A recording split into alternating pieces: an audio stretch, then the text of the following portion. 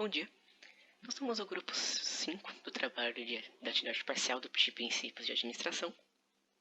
Nós iremos fazer um resumo e uma análise sobre os capítulos 6 e 19 do livro do Daft. O primeiro capítulo ele fala sobre empreendedorismo.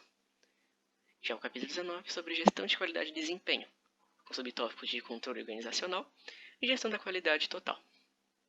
Eu sou o Eric e irei abrir a apresentação falando sobre empreendedorismo. O que é empreendedorismo? Como o próprio nome diz, empreendedorismo é o ato de empreender. Ele é realizado por uma pessoa, o empreendedor. Esse ser empreendedor, para conseguir começar a sua empresa e conseguir desenvolver ela bem, ele precisa ter ideias. Isso é a base de tudo. Sem elas, ele não teria aberto a sua empresa. E sem elas, ele também não irá conseguir continuar a sua empresa por mais tempo. Esse ser empreendedor pode ser basicamente de 5 tipos: o trabalhador, o sustentador, os idealistas, os otimizadores e os malabaristas. O trabalhador é aquele empreendedor que gosta muito da sua empresa, ele faz a vida para ela e quer que ela se torne uma empresa muito grande no futuro. Já o sustentador é aquele empresário que também gosta de empreender, mas ele também gosta de cuidar da sua família. Ele não quer que só cuidar da sua empresa, ele quer fazer outras coisas. Nós também temos os idealistas, que são aqueles que sempre buscam novas experiências. Eles não gostam de estar na sua empresa, mas eles gostam de estar na empresa deles, mas eles gostam de ideias novas, eles gostam de coisas novas. Os malabaristas são aqueles que gostam de cuidar da sua empresa de uma forma autônoma, eles não gostam de ninguém junto com eles, eles preferem cuidar da sua empresa sozinho. E os otimizadores são aqueles que gostam por si só de ter a sua empresa, de cuidar dela.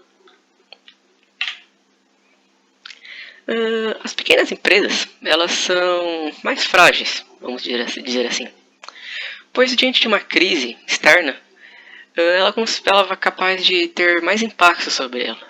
Isso acontece principalmente por quê? Pois elas têm um caixa menor, elas têm menos dinheiro circulando, pois eles têm menos pessoas que compram deles, logo o seu caixa será menor. Nesses últimos anos também, vem aumentando muito o empreendedorismo feminino, principalmente na Europa e na Ásia, em países mais desenvolvidos como a Alemanha, França. Isso também, nos Estados Unidos principalmente, tem surgindo um marketplace, principalmente a Amazon, que faz com que pequenas empresas consigam se desenvolver e atingir um público maior. Antes disso era muito mais difícil de acontecer. Para conseguir abrir uma empresa de vendas era muito difícil. Agora com os marketplaces, aqui, como no Brasil temos a Magazine Luiza, a Via Varejo principalmente, nós conseguimos fazer com que as empresas pequenas consigam se desenvolver de uma forma melhor. Eu sou Giovana e, após ter entendido um pouco mais sobre o que é empreendedorismo, vamos discutir quem são os empreendedores.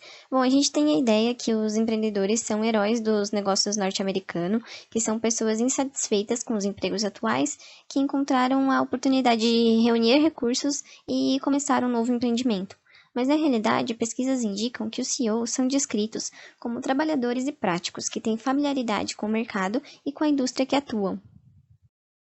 Com o crescimento do empreendedorismo, também houve o crescimento de empresas de propriedade de minorias.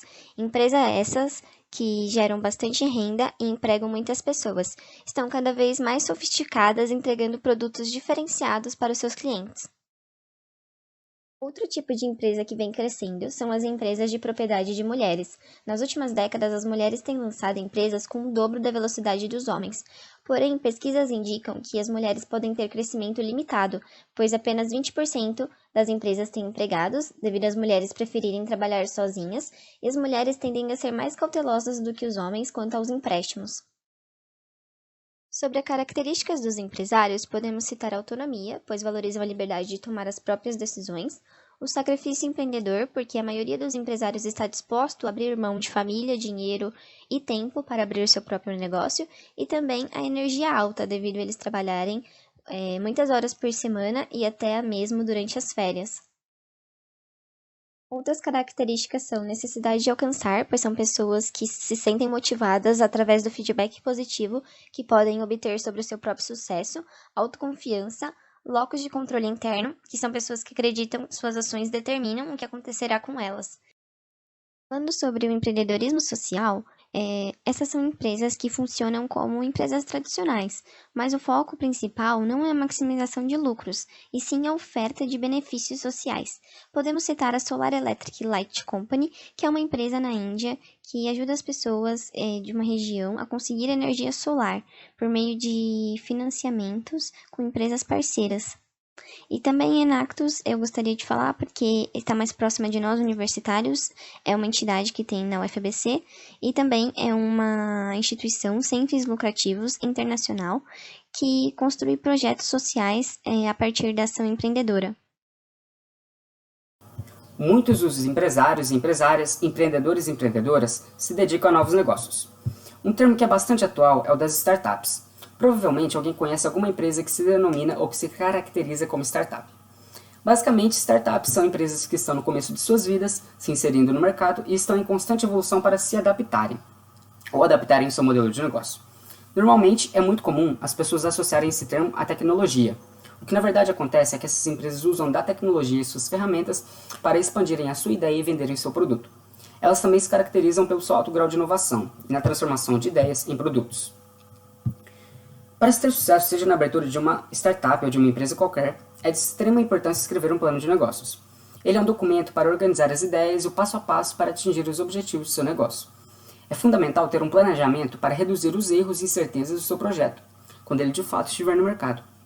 De forma geral, nós encontramos os seguintes tópicos: um sumário executivo, que contém os pontos mais importantes, a missão da empresa, a forma jurídica, o capital de giro, o capital social, uma análise de mercado, quem são os clientes, quais são os seus interesses, onde eles estão, um plano de marketing relacionado a preços, estratégias de venda, propagandas, como será a comercialização, um plano operacional que define os setores da empresa, definição dos locais físicos, os recursos, matérias-primas, e um plano financeiro, que é uma estimativa de investimentos, faturamento e do capital de giro. E aí fica uma dica de leitura muito boa e bem didática sobre como fazer um plano de negócios. Bom, as empresas, pequenas empresas, startups, necessitam de investimentos financeiros e de fontes de recursos para firmarem seus primeiros pilares. Os mais comuns que conhecemos são financiamentos bancários, financiamento de dívidas e o autofinanciamento. Porém, nós temos alternativas como o crowdfunding, que é o financiamento coletivo, onde as pessoas investem ou depositam seu dinheiro naquilo que lhes convém. Os investidores anjos, que são empresários com certa experiência e não apenas investem financeiramente nas empresas, mas também auxiliam com ferramentas de gestão. E temos as incubadoras de empresas, que são organizações que dão sustento a startups e pequenas empresas, fornecendo consultorias, orientações, infraestrutura administrativa e ajudando a fomentar a cultura empreendedora. Olá, eu sou a Aline e agora nós vamos falar sobre gestão de qualidade e desempenho. Esse é um assunto muito importante para todo tipo de empreendedorismo, pois sempre há necessidade de acompanhar e controlar a qualidade e o desempenho das atividades da organização. Para isso, existe o controle organizacional. Ele consiste em regular as atividades da organização para que elas estejam de acordo com as metas e os padrões que foram definidos pela própria organização anteriormente. Na maioria das vezes, esse controle é realizado através de medidas financeiras quantitativas.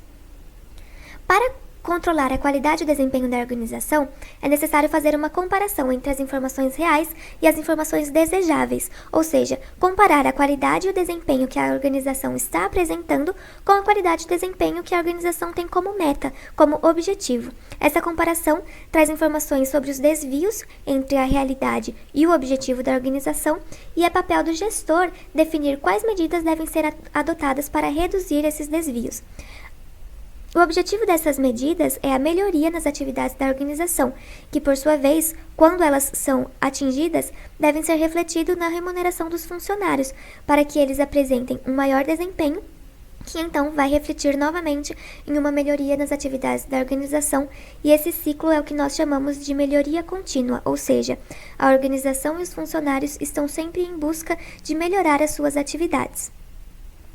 Um tipo de controle organizacional muito utilizado é o controle de feedback. Ele monitora e regulamenta as atividades da organização e também determina se o desempenho da organização está de acordo com os padrões e as metas que foram previamente estabelecidos. Para isso, existem 4 etapas a serem seguidas. A primeira etapa é estabelecer os padrões de desempenho, tanto das atividades da organização quanto dos funcionários, que devem ser constantemente avaliados para verificar se eles estão atingindo os padrões e metas e recompensado quando eles os atingem. Para isso, as normas e os padrões da organização devem ser muito bem definidos para que os funcionários tenham condições de atingi-los. A segunda etapa é medir o desempenho real da organização. Isso é feito através de relatórios quantitativos, que conta com a comparação dos resultados com as metas e os padrões da organização, e também as medidas que devem ser tomadas para que os resultados sejam melhorados. E novamente a gente tem aqui uma melhoria contínua, né? Ou seja, a organização deve estar sempre em melhoria até atingir os seus objetivos e metas. A terceira etapa é comparar as atividades reais que foram medidas na etapa anterior com os padrões de desempenho que foram estabelecidos na primeira etapa. Para isso, é feita uma análise dos desvios, a interpretação dessas informações e o principal, que é encontrar a causa dos desvios para que possam ser feitas medidas corretivas na etapa seguinte, que é justamente adotar essas ações corretivas caso elas sejam necessárias. É importante ressaltar que o controle da organização deve ser feito constantemente, porque nem sempre as ações corretivas vão realmente corrigir os desvios. Então, mesmo quando uma ação corretiva é aplicada, ela deve ser controlada desde a primeira etapa para termos uma melhoria contínua das atividades da organização. Um controle de gestão eficaz envolve um julgamento subjetivo e discussões com os funcionários, bem como a análise objetiva dos dados de desempenho. Olá, eu sou o Robert e vou continuar a apresentação. Falando ainda sobre o controle de feedback, eu vou apresentar um sistema simples de controle de gestão, que é bem intuitivo, que é o Balancer Scorecard, né? Ele parte da ideia que, para saber o real desempenho da empresa, nós temos que ter o equilíbrio de vários parâmetros, né? Então o próprio nome dele já diz que são indicadores equilibrados, né? Você tem o equilíbrio de vários parâmetros, além dos financeiros, né? E quais são esses parâmetros? São parâmetros que medem algumas perspectivas, né? Entre elas, o desempenho financeiro. Quais seriam os parâmetros que medem o desempenho financeiro? Por exemplo, o lucro, ou o retorno de algum investimento na empresa. Nós temos também o atendimento ao cliente, que os parâmetros dessa perspectiva são, por exemplo, pesquisas e depoimentos com os clientes para saber a satisfação dos clientes, né, e como que os clientes enxergam a empresa. Você também tem processos comerciais internos, parâmetros que indicam como que está sendo a produção e a operação da empresa. Então, se os funcionários estão fazendo o que foi pré-estipulado pelos gestores, né, se está sendo feito da forma correta e no tempo correto, né. Nós também temos parâmetros de aprendizado e crescimento, né, que indica justamente como as atitudes que a empresa está tomando agora influenciam o futuro da empresa, né. E aí, com o alinhamento de todos esses parâmetros, a gente chega na missão, no objetivo, né. A empresa descobre a partir deles se ela está no caminho certo para cumprir a sua missão e chegar nos seus objetivos, né. Tá, ok. A gestão de qualidade total, ela se baseia em tentar atingir a melhor qualidade possível dentro da empresa, né, em todos os processos. Então, técnicas de fazer isso é colocando círculos de qualidade, né, que no caso você reúne os funcionários para discutir, né, as áreas de melhoria. Benchmarking, que é comparando as tarefas da sua empresa com as de uma empresa mais bem desenvolvida no mesmo ramo, né, com a estratégia de 6 sigmas, né, que ela dá uma estrutura para você fazer essa melhoria, né? Então, ela é baseada em analisar, coletar os dados, né? Coletar os dados, analisar, medir e melhorar. As parcerias de qualidade, elas estão já baseadas com inserir o setor de avaliação de qualidade, né? Dentro das áreas onde eles vão trabalhar. E aí você consegue você consegue deixar esses avaliadores mais inseridos no trabalho que está sendo realizado, né, e avaliado. Tudo isso com uma filosofia de melhoria contínua, né, que é o melhorar pouco a pouco, ao invés de melhorar intensivamente, né, e isso garante, né, um sucesso. Tá. Sobre o controle orçamentário, né, então o controle orçamentário ele pode ser feito em várias áreas, né? Primeiro, o orçamento de despesas, né? Então, é basicamente você juntar todas as despesas numa empresa, né? E avaliar o quanto você está prevendo e o quanto você vai ter de despesas no real, né? A mesma coisa feita para as receitas, né? E a gente tem um orçamento de caixa. que é um orçamento de curto prazo, né? Ele é para coisas de mais baixo valor, né? O orçamento de capital já é ao contrário do orçamento de caixa. Ele é a longo prazo e ele está totalmente focado em itens mais valiosos, né? E, enfim, a gente tem um orçamento de base zero, que no caso vai pegar cada detalhezinho e colocar no orçamento, né? Tudo que entra e tudo que sai. Tá.